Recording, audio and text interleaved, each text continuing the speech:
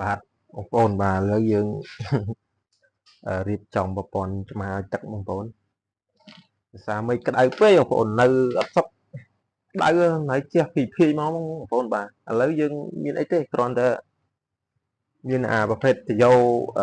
ស្ពីដបងប្អូននេះបាច់ចំណេះប្រភេទរឹងបងប្អូនបាទអាម៉ូទ័របាញ់ថ្នាំ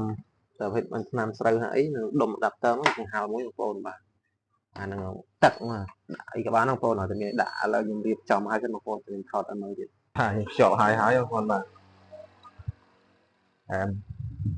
ហុយនេះបងប្អូនតើបងដំណើរការបងដំណើរការបងបានទឹកថ្មសាកបងប្អូនថាវាខ្សោយពេកដុំនេះដុំនេះ